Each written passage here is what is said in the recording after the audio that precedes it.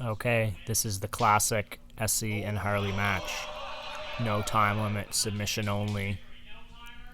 These guys had a competition match earlier in the week, but this time I upped the stakes and I said the winner would get their purple belt. So let's see what happens and how the strategies change when there's no time limit. Both guys grip up. First time Essi pulled guard, he pulls guard again. And a lot of the first match, Essi was able to find closed guard. He hit a couple nice omoplata sweeps. Right now he's in a half guard knee shield. Harley's looking for a grip on that sleeve, Essi's right sleeve. And he's going to try to beat that knee shield to get some pressure going forward, looking to control Essi's head. Essi has to try to make space. He's got that right foot in, so he has potential to elevate Harley. Harley looks to maybe switch sides, but Essi switches and puts both butterfly hooks in and then goes back to a knee shield. In this situation, when you don't really have to worry about time, is when you really want to start out at a low pace, and you really have to conserve your gas tank. You want to explode as little as possible. Explosive movements burn up the most energy, and Essi finds the closed guard. This is a good position for him. He can relax, slow things down. Harley has to look to create space. I always prefer to stand and pass. I think that's kind of the quick way to get to it and break the guy's guard open, but there's a lot of different ways you can go about it. But always creating posture is going to be good. Getting your head away from his head, sitting back and looking for grips. Essi wants the opposite. He wants grips of his own. He doesn't want Harley to grip him, if possible, and he wants to break his posture. He's got a nice hand in the collar. He could maybe threaten a cross collar choke or a scissor sweep. Scissor sweep would be a little bit risky because it forces him to open his guard. And now Harley's trying to pass from the half guard again. Looks like he tries to float over for a pass, but he can't quite beat that knee. So he goes back down. Essi's looking for a pant grip. He's got it. Looks to go omoplata, but Harley's arm's on the wrong side. He's able to stack. Get that arm out of there. Looks for the collar grip. He's trying to bring his head over Essi's, but he's got to try to get one knee in the middle. And Essi's able to get closed guard again.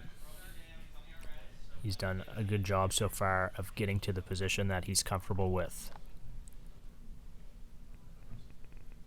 And from here, these battles, like being inside someone's closed guard, can last longer than you would think, especially in a no time limit situation. It's all about conserving your energy.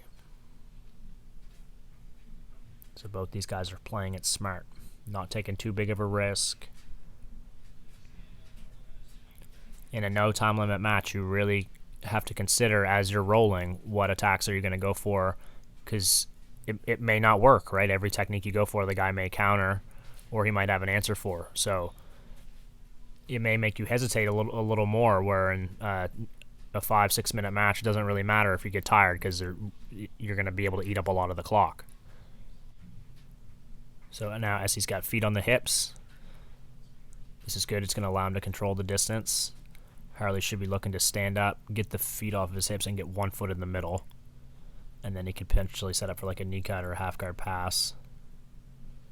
But right now, Essi's still the one controlling the distance. Goes back to closed guard, but Harley stands. Essi goes for his same sweep that he hit in the first encounter, looking for the omoplata, but Harley's doing a better job of posturing this time, keeping his head far away from Essi's head, not allowing him to pull that sleeve down. The nice adjustment from the first match. Essi still has a good grip on the sleeve, but Harley's able to counterbalance with his sleeve grip. And now he avoided that sweep nicely. He's trying to break the sleeve grip and look to get in close to pass again. Harley's got a nice grip on the back. He's going to use that to get close to Essi's head. Once Harley's able to control the head, this will change the game, and he'll be able to really put a lot of pressure on. But again, Essi wants the opposite. He doesn't want Harley to control his head. He really has to block Harley's right arm from being able to come in. And the more Essi's on his side, the better in this situation. He's got a nice knee in at the hip. That's a great tool for creating space. But see how he's double framing on that arm? That's a good good option, because if not, Harley's going to latch right onto his head and pressure pass. Nice grip break. Harley's trying to close the distance again. If he can get his head over Essi's head, that's going to be good for him. But Essi keeps moving, keeps adjusting, puts the knee back in. It's just a battle for who's going to control the space. Essi looks to roll over and hit the sweep, but Harley was able to untangle himself. So let's watch again. And Essi, I think, hit a similar move in the first match, like a rollover sweep from half guard. But that's a move that can cost you a lot of energy. So maybe he hesitated a little bit, or maybe just didn't quite get the entry that he wanted. But Harley was able to kind of just mess up that move enough where his back didn't hit the floor, and he just untangled himself, basically.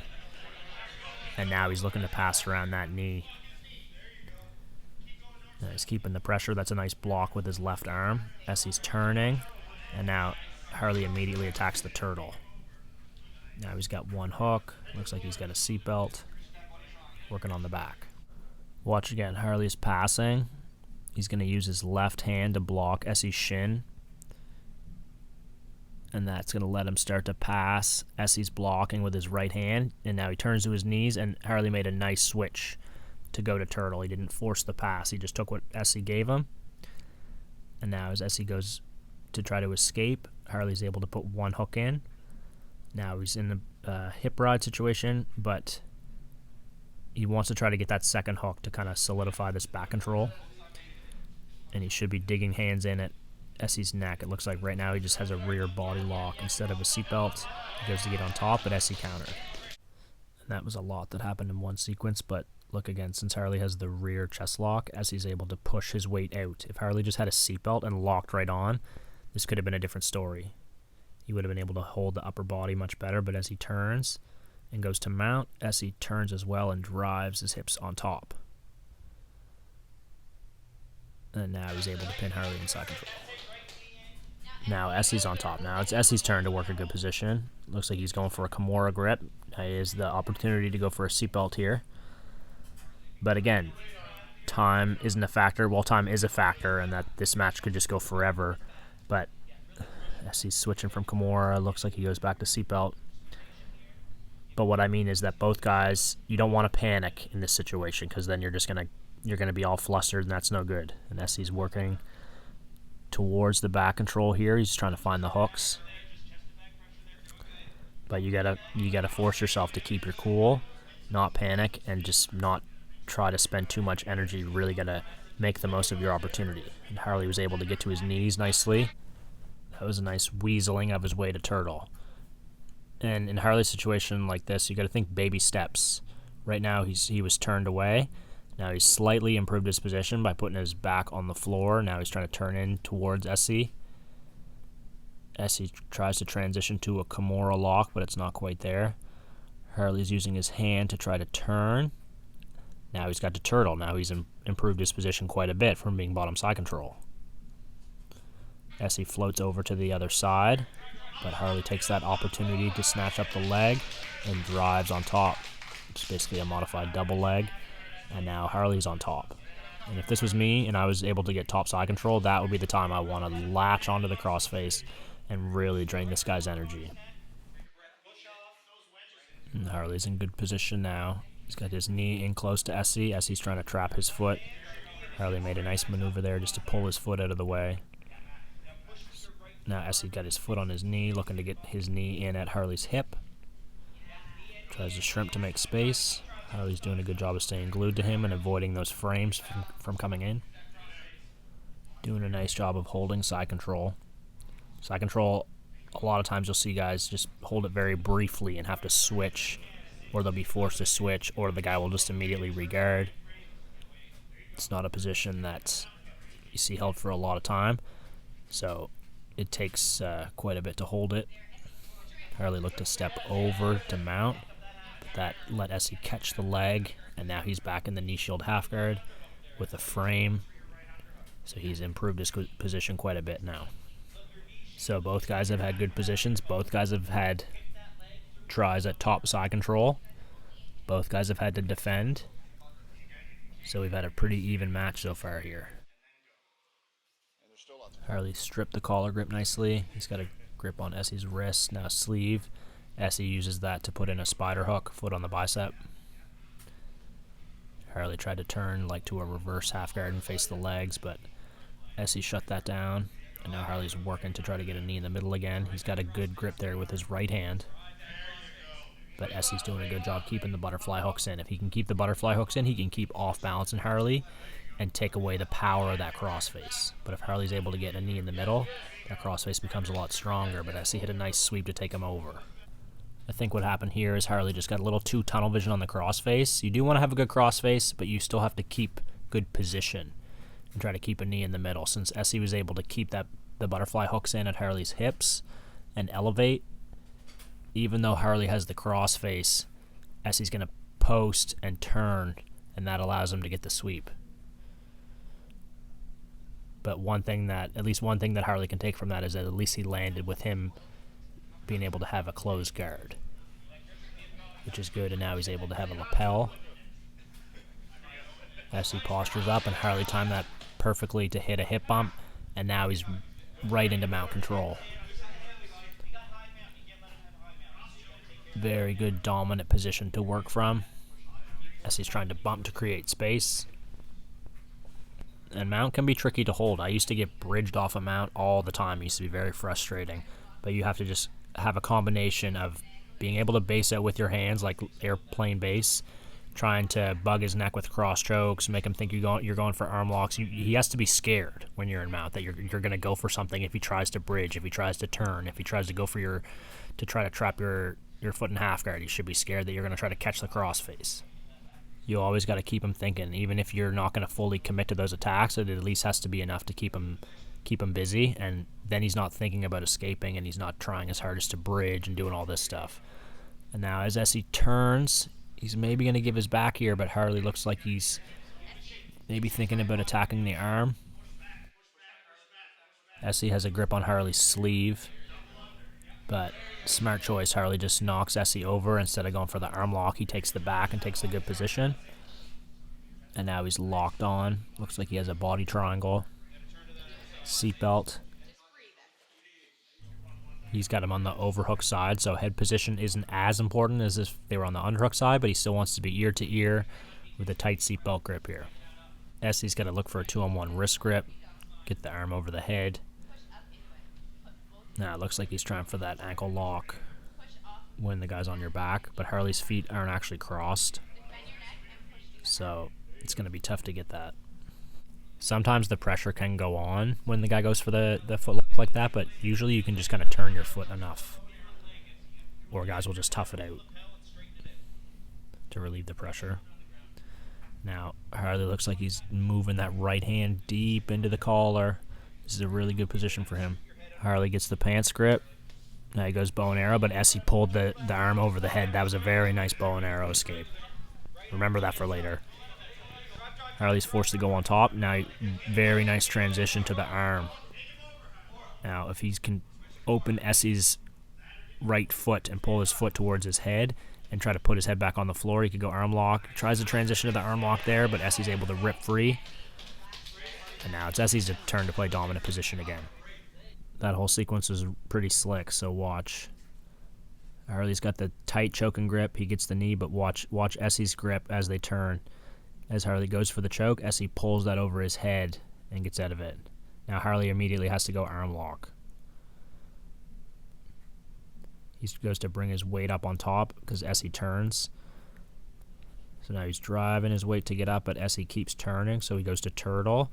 Now here, Harley should drop hard to his left hip and pull on Essi's pants or his foot. That would have forced him to roll, and he could have maybe entered in for the arm lock that way. But what happened is Essi started to bring his head up. So Harley has the right response when Essi starts to posture to bring his right foot in front of the face. But his knees weren't tight enough here. He's got to give a good pull on the arm, and Essi was able to rip free. And now he's going to end up in side control with an opportunity to chase the back here. In this situation, Essi's going to want to try to build some energy back up because he was just under a lot of pressure. He fought his way. He was in mount, bottom mount. Harley was on his back. He attempted a submission. Essi escaped, but he was under a lot of pressure. And now the tables are turning, so it's his opportunity to put some weight onto Harley and set something up. Also, what's worth mentioning here, I don't know the time exactly, but we're about 10, probably closer to 11 minutes into this match so far. So usually we do 6-minute rounds. I don't know how long of the training that you guys do, but think about how many rounds that would be, right? These guys are definitely starting to get tired. But even if these guys are tired, they aren't showing it. They're still going at a good pace. Harley's able to get to Turtle again. And now, wise choice, he stands up, breaks free. Now he has an opportunity to get to a position that he's more comfortable with. He can pull, Essi can pull. I doubt either one of these guys are going to look to wrestle from here. Essi pulls guard. And I know fatigue is going to be a factor here, but Harley should have tried to kind of intercept that pull a little bit more and at least try to knock it locked in close guard. If he could have settled for half guard or even just like broke the grip and stuck to an open guard, it would have been a little bit better for him. But Essi was slick with it, and he was able to grip up nicely and pull him right in. And when you're tired, you're going to stick to the attacks that you're comfortable with. So I don't think you're going to see either guy try anything that you haven't seen yet before. We've seen a lot of Harley in Essi's close guard, and eventually it ends up with him trying to stand, Essi trying to go for the sleeve grip, and then he's either going to get that omoplata sweep or Harley's going to break out of close guard, end up trying to pass from Essi's knee shield. This is what I mean about pattern recognition, and then if one of these guys can kind of pick up on that pattern and throw something out of the ordinary at that guy, then they're going to likely be a step ahead. It's almost how, they say boxers go out for a round and sometimes just kind of observe their opponent and try to pick up their tendencies. It's kind of a similar thing here. And like I said, as Harley stood up, Essi transitioned to that sleeve grip. Harley's a bit more tired this time, so he's not able to posture quite as strong, but he still has to try to anchor himself with that other hand like he's doing, get his head far away from Essi's. And his whole body is going to be able to be stronger than Essi's grip here. So Essi should be trying to underhook the leg, but instead he goes for the pants. And now still Harley's hands on the wrong side. If Essi could punch that over to the other side, he could get the omoplata, but the hand's in the wrong position. And he's still able to secure the hips. Hand's still on the wrong side, but he still got it. But, Harley was able to reverse. That's why the hand position on the omoplata is so important. See, it looks fine from here what Essi's doing. It's all going great, but because the hand is on over Essi's right leg instead of tucked into his left leg and his left hip, that's what let Harley get out of the position. Because technically, Essi's doing everything right here. He stopped the roll through, He's controlling the hip, and it all looks great. But the second his back touches the floor, Harley's able to rip his arm free.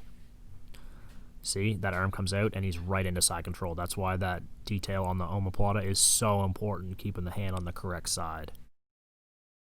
These guys were getting very close to a beam, and I thought that was a good opportunity to reset them when they kind of just settled into Harley in top side control.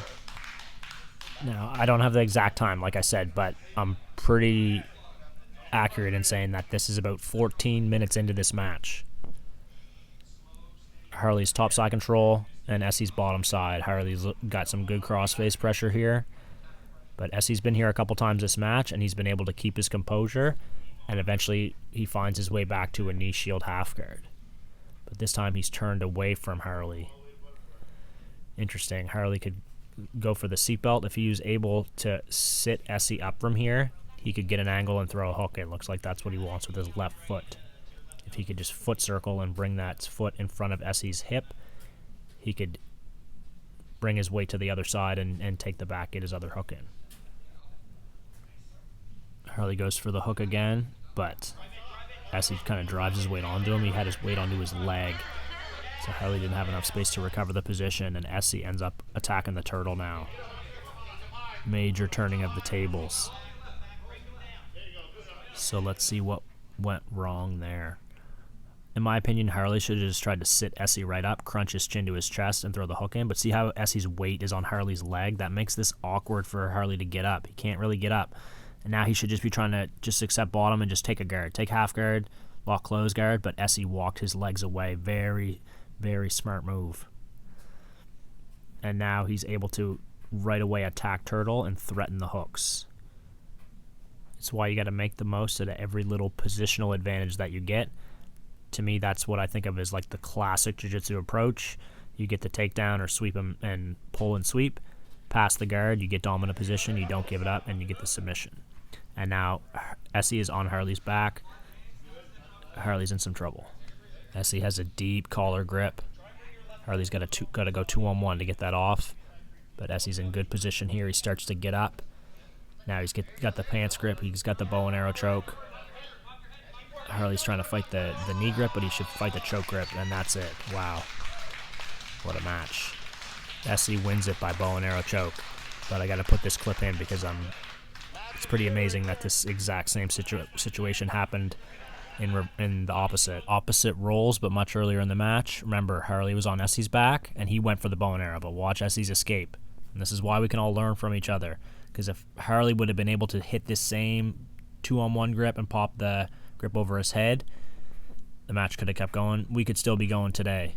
24 hours later, who knows? But I just thought that was an interesting portion of the match. As I said to the class, in my eyes, both these guys were winners. Both these guys deserved and received their purple belts. And like I heard someone say, sometimes you are the belt before you receive it. And in my eyes, these guys were both purple belts before I gave it to them, so congratulations, and what a match.